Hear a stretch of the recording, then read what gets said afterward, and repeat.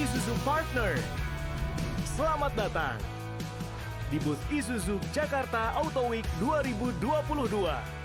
Isuzu Indonesia mempersembahkan beberapa produk inovatif untuk menyongsong Euro 4. Dan dengan bangga, kami persembahkan The Real Working Partner.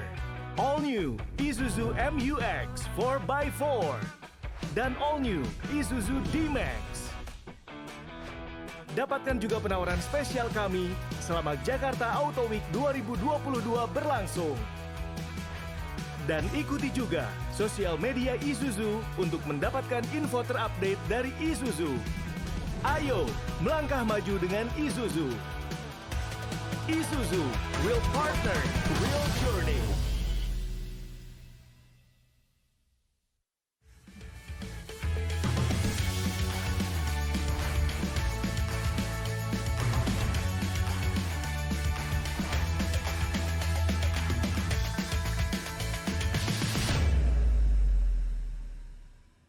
Selamat sore dan juga kami ucapkan selamat datang tentunya kepada seluruh hadirin, rekan-rekan media dan tamu undangan di booth Isuzu Jakarta Auto Week 2022.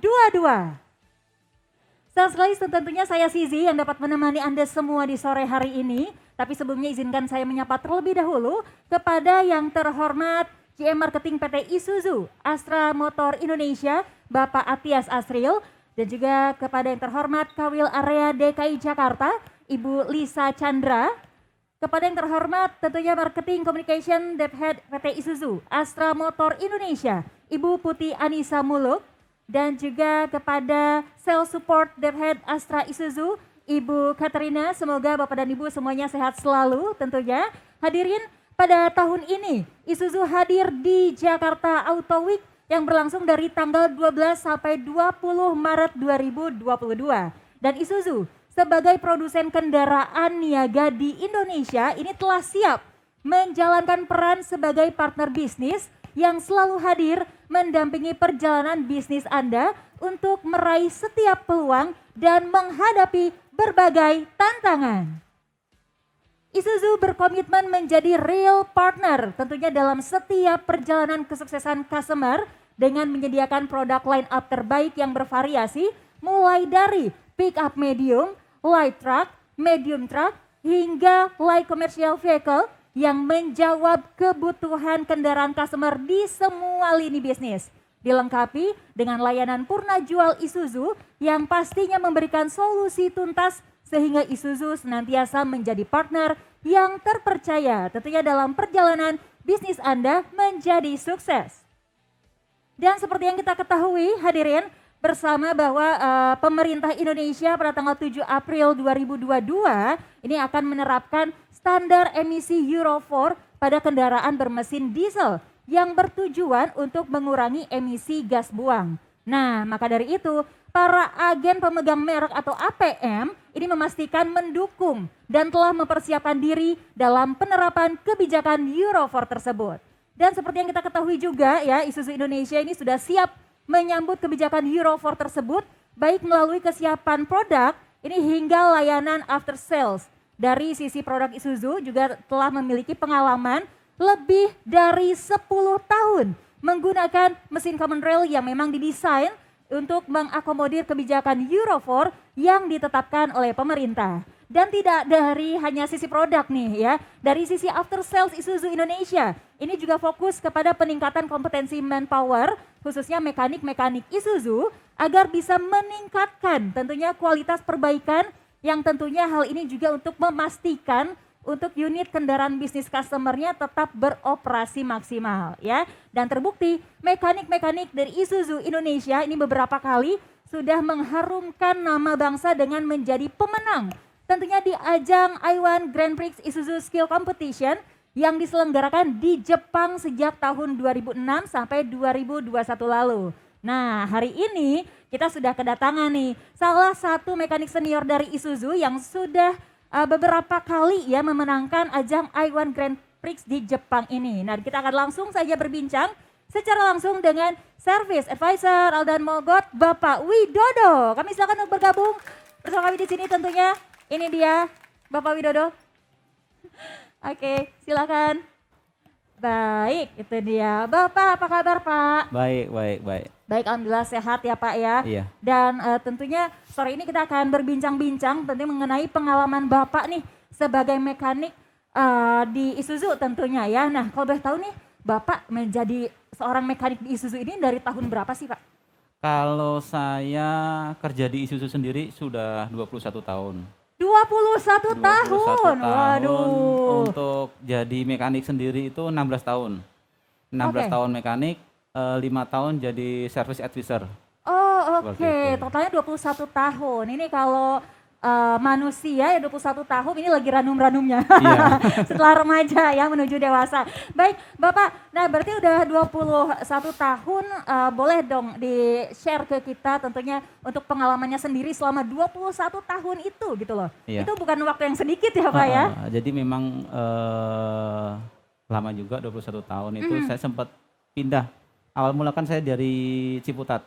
Oh, dari Dari Ciputat? Palmerah. Palmerah, oke. Kebayoran Lama pindah ke Ciputat. Aha. Ciputat BSD dan terakhir di di Daan Mogot. Daan Jadi Mogot. service advisor. Oh, Kalau oke. sebelumnya kan di mekanik seperti Aha. itu. Oke, Nah, baik. kalau masalah suka dukanya sendiri, Mhm. kalau di bidang otomotif terutama teknisi itu sukanya tuh setiap problem masalah yang timbul bisa teratasi itu suatu hal yang sangat senang gitu. Kayak kita dapat reward gitu ya. Iya. Oh, oke, oke. Ya, dan juga senangnya itu saat kita ada problem. Mhm. Saya pernah mengalami problem itu Isuzu Giga.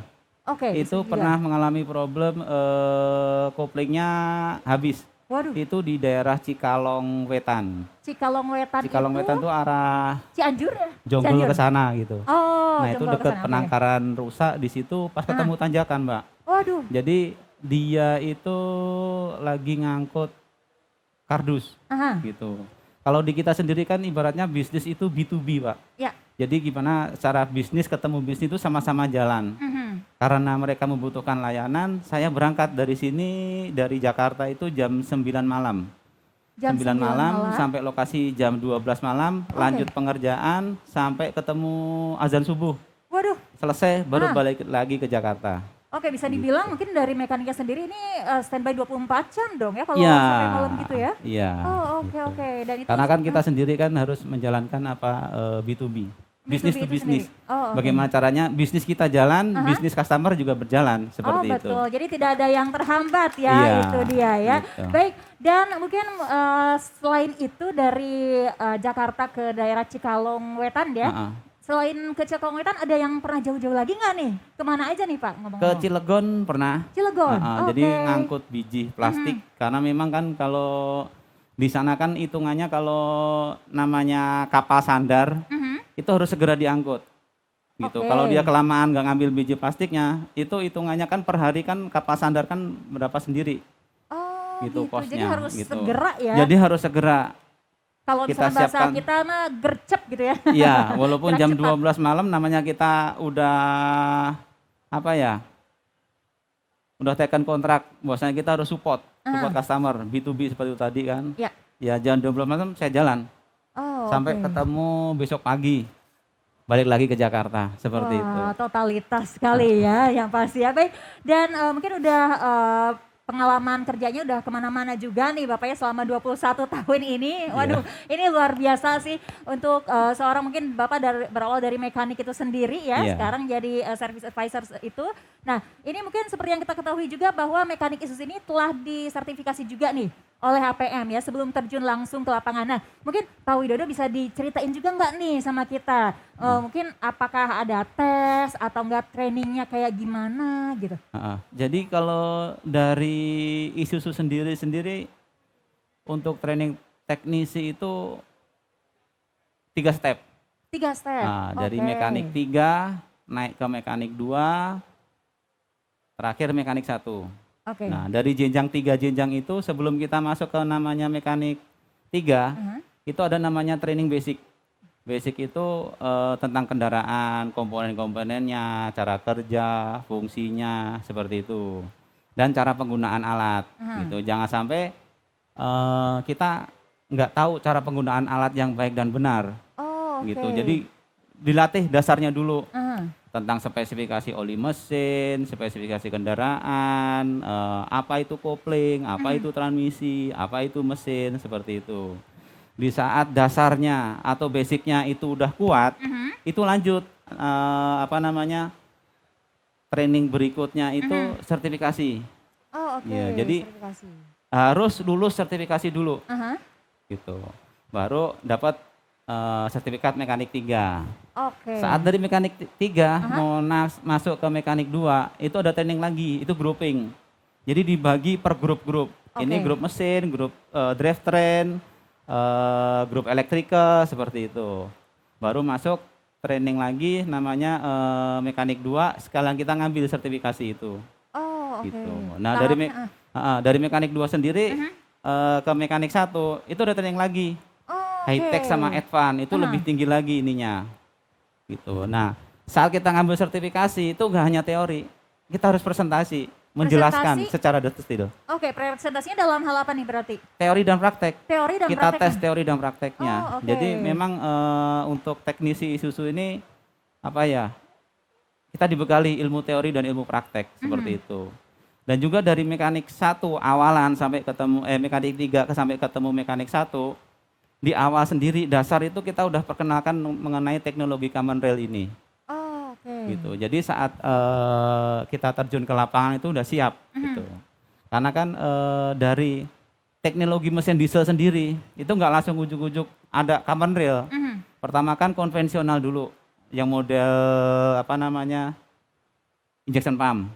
Naik lagi ke injection pump sudah yang semi elektrik gitu. Naik lagi ke yang di Dimek itu namanya VP44, itu udah full elektrik.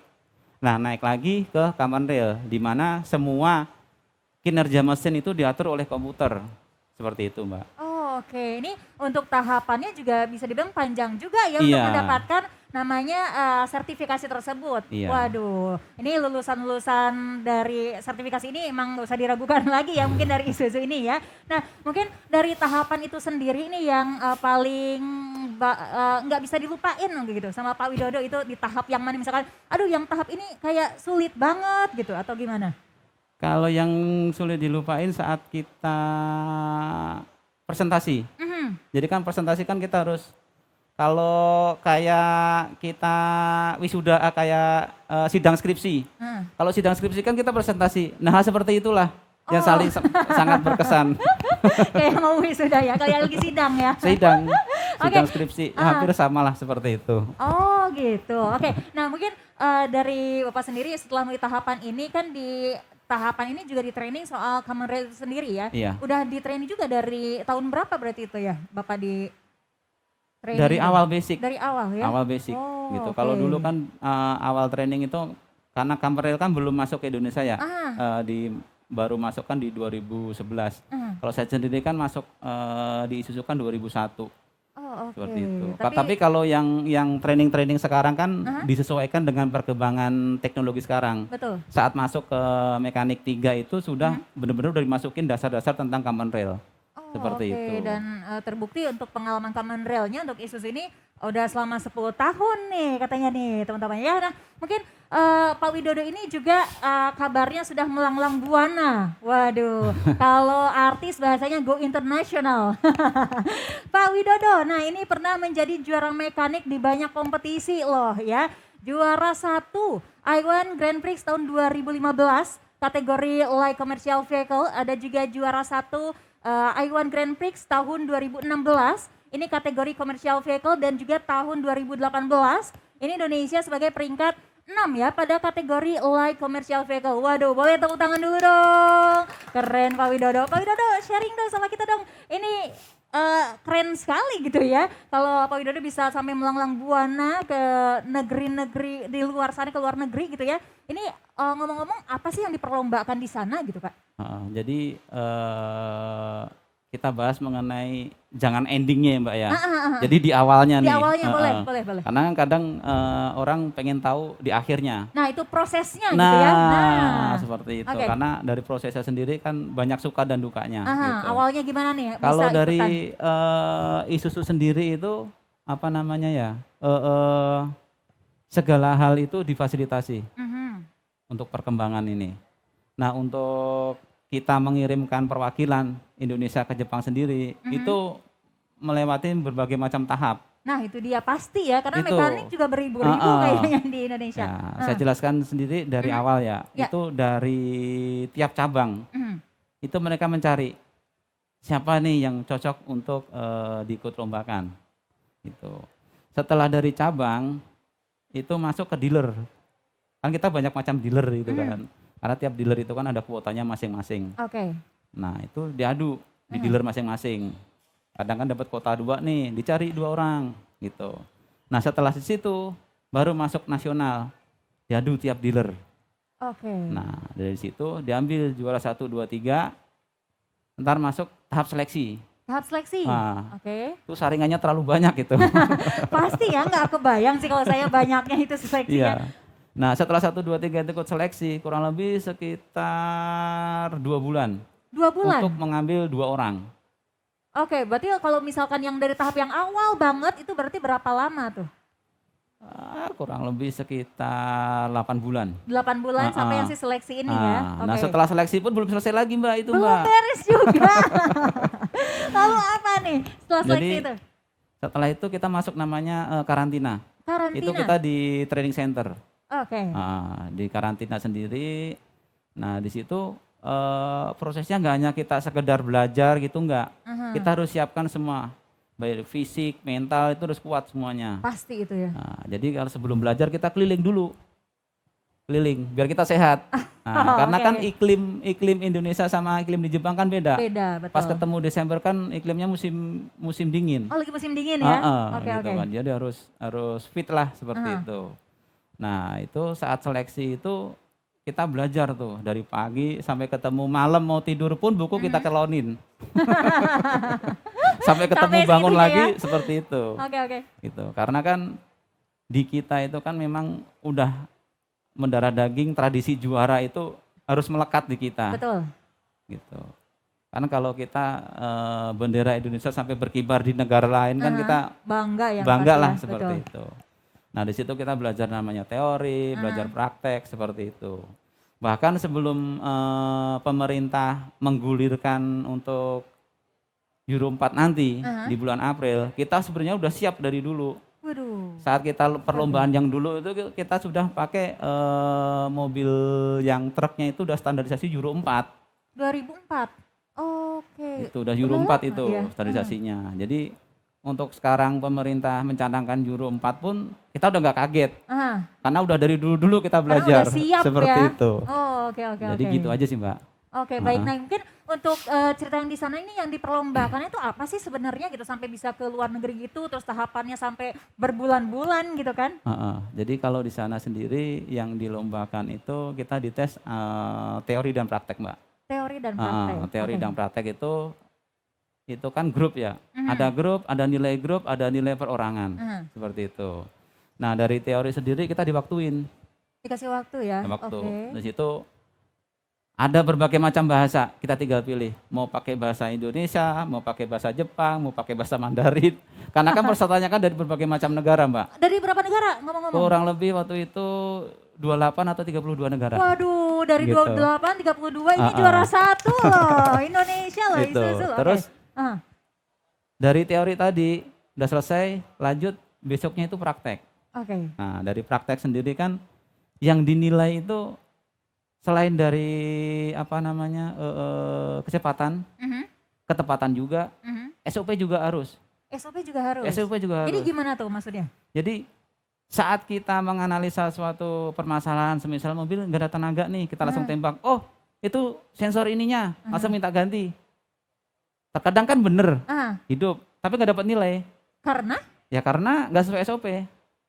Oh, oke. Tapi dia tahu kadang kalau kita ini kan main tembak-tembak aja gitu. Betul. Kan. Oh dari sininya, pas kebetulan emang dari situnya gitu. Okay. Jadi kita harus SOP, kita buka buku manual, kita harus dari awal step-stepnya. Kita pasang alat, dianalisa dulu dari sini. Oh ini bekerja dengan baik. Oh berarti dari sininya.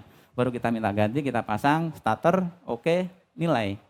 Oke, itu baru Seperti bisa itu. dinilai kalau mengikuti SOP-nya ya. Mm-mm. Berarti bukan hanya dengan telepati gitu ya, Iya, tapi heeh, dicek juga ya heeh, dari A sampai Z-nya. iya. Oh, oke Dan oke. juga ini juga Aha, apa namanya, untuk tes praktek sendiri mhm, itu disesuaikan dengan keadaan apa ya, normal di luar seperti itu. Jadi permasalahan yang terjadi di luar aha. seperti itu. Jadi bukan permasalahan yang dibuat-buat.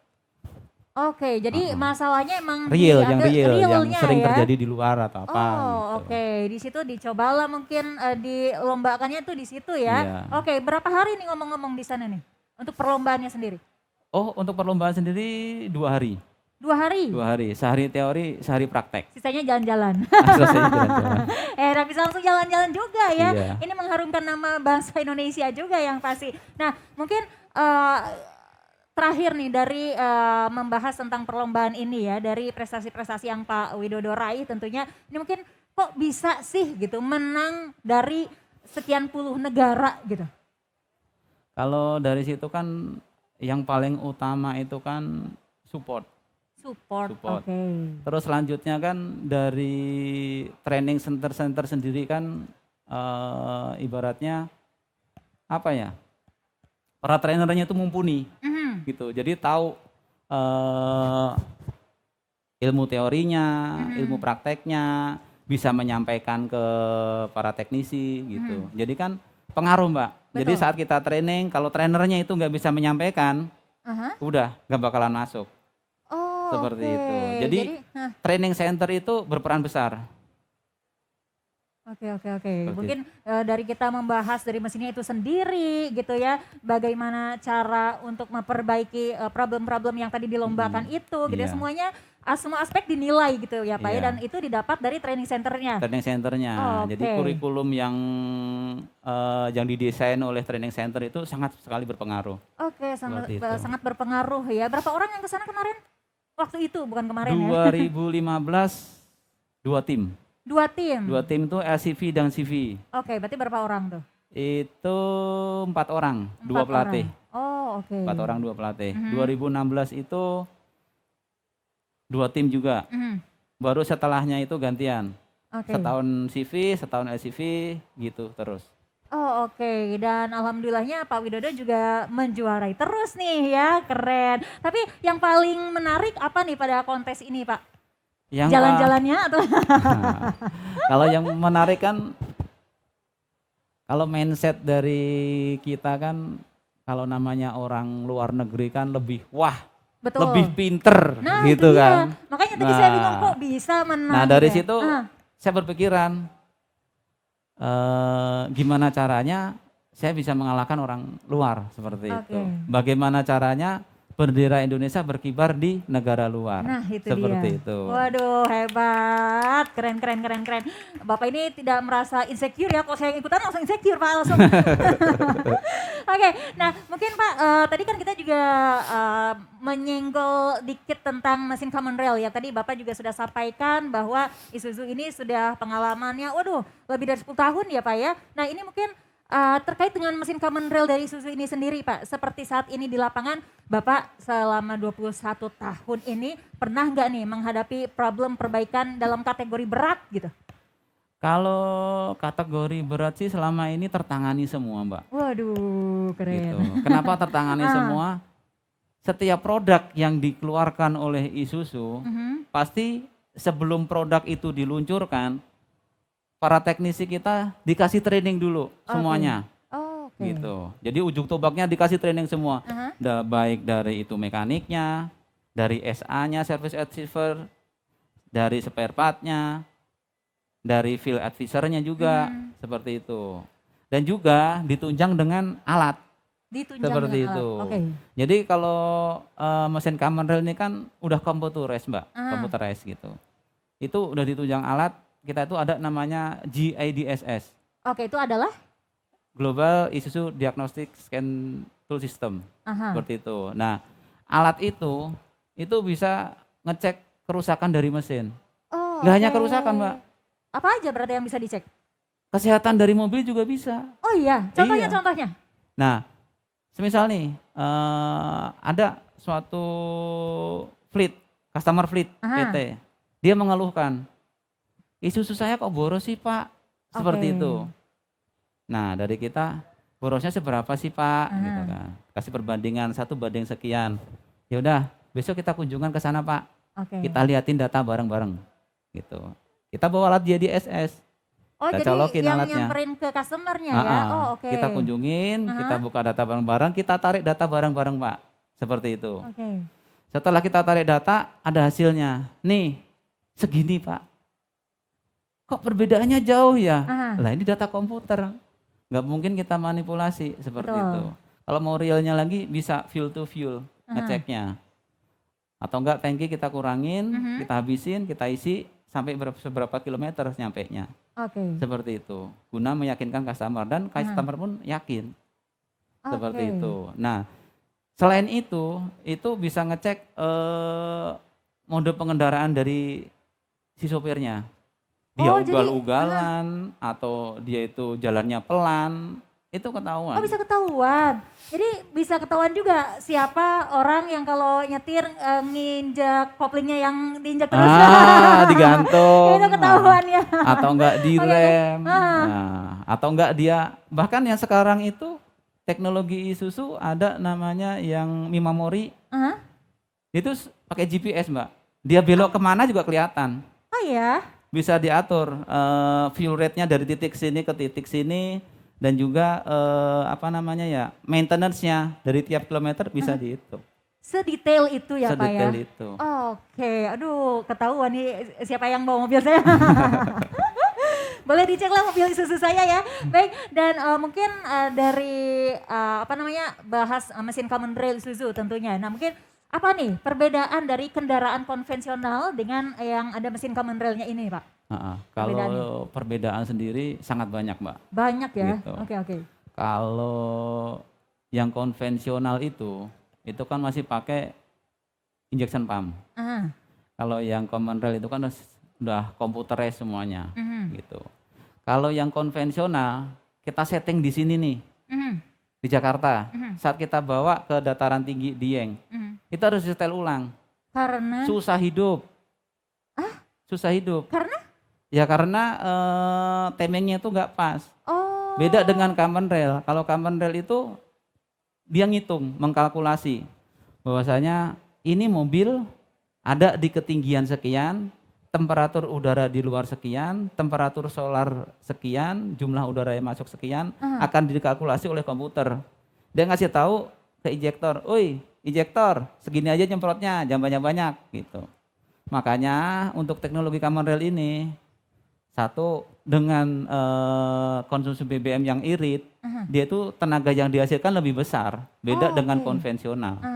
Seperti itu. Berarti ini bisa dibilang irit ya, Ya. dalam si bahan bakarnya ini ya? Ya. Oh oke, jadi bisa taunya sedetail itu dan secanggih itu ya Pak ya untuk mesin common rail ini ya? Ya. Oke, nah mungkin Isuzu sendiri kan ini sudah 10 tahun ya experience-nya ya. Mungkin menurut Bapak Widodo sendiri ini sudah siap belum nih menyambut Euro 4 nih gitu kan, bentar lagi loh gitu. Kalau masalah siap enggaknya, nggak usah diragukan lagi dah Mbak. Nggak usah diragukan lagi ya. Oke, itu dia. Berarti sudah siap nih untuk menyasar Euro 4 ini Kita ya. dari tahun 2011 Isuzu Giga kita itu sudah common rail. Oke. Bahkan sebelum ini ya dicanangkan si Euro 4 ini ya. Oke. Kompetitor lain kan dia masih konvensional. Gitu. Kita udah common rail duluan. Widih, Gitu. keren. Udah canggih duluan ya. Iya.